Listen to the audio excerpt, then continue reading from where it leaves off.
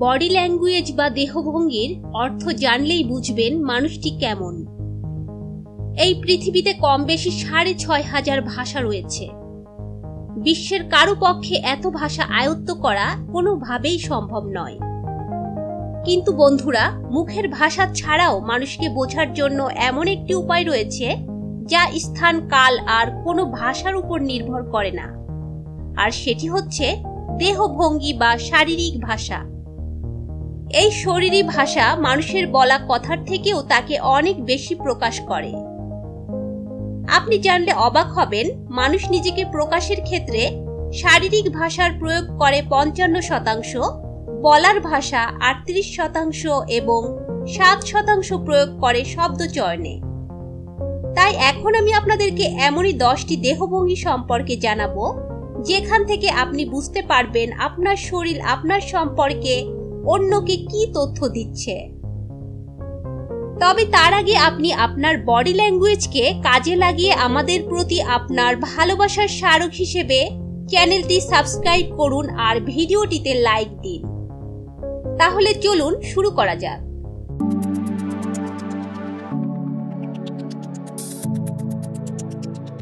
Eye contact বা চোখের ভাষা। চোখ যে মনে কথা বলে।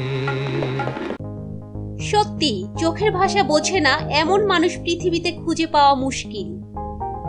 প্রেমিক প্রেমিকারা তো এ ব্যাপারে একেবারে সিদ্ধহস্ত, কারণ চোখের মাধ্যমেই প্রকাশিত হয় মনের ভাষা। কথাবার্তার সময় শুধু চোখ দেখেই বোঝা যায় একটা মানুষ কতটা আত্মবিশ্বাসী। এছাড়া এটা অন্যদের প্রতি আগ্রহ আর বিশ্বস্ততার ব্যাপারটিও ফুটিয়ে তোলে। আর পেশাদারিত্বের ক্ষেত্রে আই কন্ট্যাক্ট খুবই গুরুত্বপূর্ণ একটি বিষয়, বিশেষ করে চাকরির ইন্টারভিউয়ের সময়। সাক্ষাৎকারে আপনি যদি ঠিকভাবে আই কন্ট্যাক্ট মেইনটেইন করতে না পারেন, তাহলে অনেক সময় এটা ইন্টারভিউতে নেতিবাচক প্রভাব ফেলে। তবে মনে রাখতে হবে, আপনি আবার সেটা যেন অতিরিক্ত না করে ফেলেন। একটি হেলদি আই কন্ট্যাক্ট 7 থেকে 10 সেকেন্ডের মতো হতে পারে।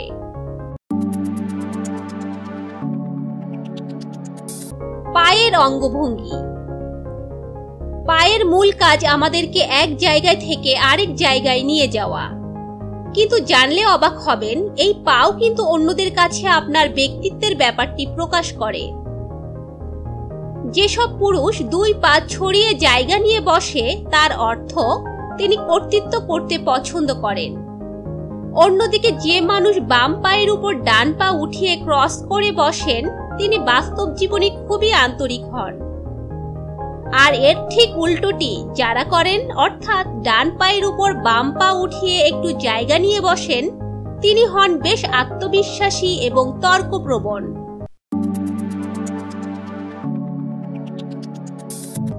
হাতের অঙ্গভঙ্গি। আমরা সবাই ছোটবেলা থেকেই জানি, যে ব্যক্তি তার হাতকে এভাবে পাঁজর বরাবর ক্রস করে রাখেন, তার অর্থ দাঁড়ায় তিনি হয়তো সমস্যায় আছেন। তবে শীত লাগলেও কিন্তু মানুষ হাতকে এভাবে ক্রস করে শরীরে উষ্ণতা খোঁজে। আর কেউ যখন 2 হাত মাথার পেছনে দিয়ে মাথা এলিয়ে দেয়, তার অর্থ দাঁড়ায় এখন সেই ব্যক্তি রিল্যাক্সে আছে।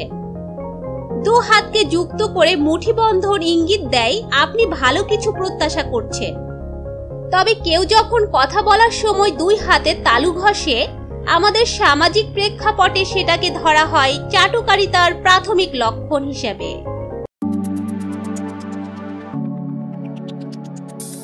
নকল হাসি।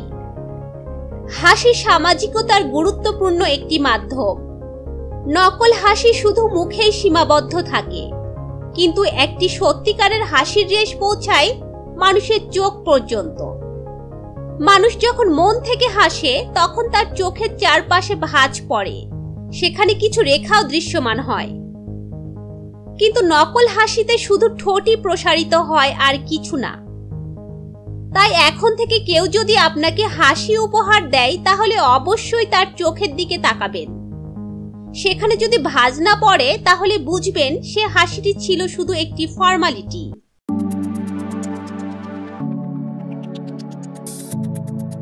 চোখের ভ্রু উত্থিত করা। আমাদের চোখের ভ্রু কিছু কিছু অনুভূতিতে খুব ভালোভাবে সাড়া দেয়। 3 অনুভূতিতে মানুষের চোখের ভ্রু উত্থিত হয়। সেগুলো হলো আশ্চর্য হওয়া, কোনো বিষয়ে চিন্তিত হওয়া এবং ভয় পাওয়া।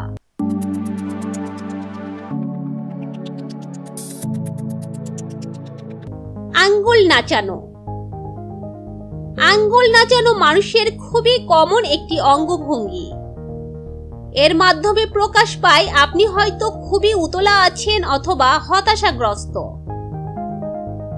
এছাড়া কারো জন্য অপেক্ষার প্রহর গোনার সময়ও এই অঙ্গভঙ্গিটি আপনা আপনি হয়ে থাকে, কারণ এ সময় শরীর নিজেই জানে না তাকে আসলে কি করতে হবে। এছাড়া কারো উপর অসন্তুষ্ট হলেও এমনটি হতে পারে।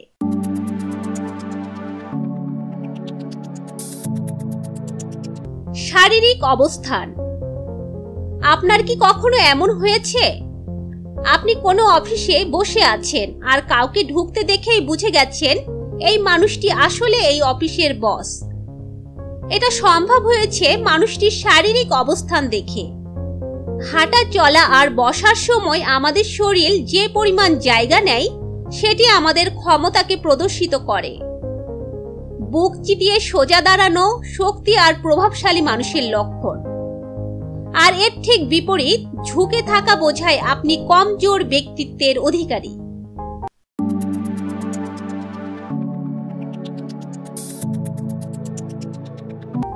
অঙ্গভঙ্গি নকল।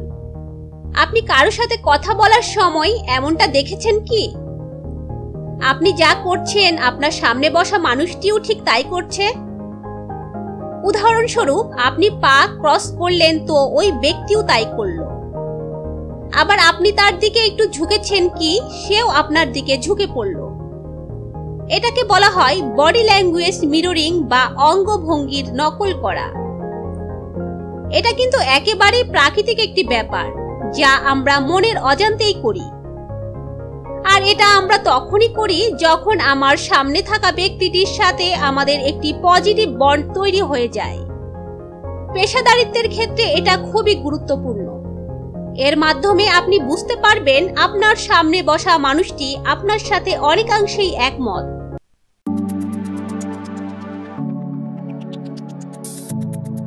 চোয়াল ঘষা। যখন কেউ আপনার সাথে কথা বলতে গিয়ে আপনার চিন্তাধারার সাথে একমত না হন, তখন মানসিক চাপ থেকে নিজের অজান্তেই চোয়াল ঘষতে পারেন। এছাড়া ঠোঁট দিয়ে গলার রগ ফুলিয়ে তোলা এবং ভ্রু কুঁচকে ফেলাও কিন্তু একই ইঙ্গিত দেয়। শরীরকে নির্ধারণ করা।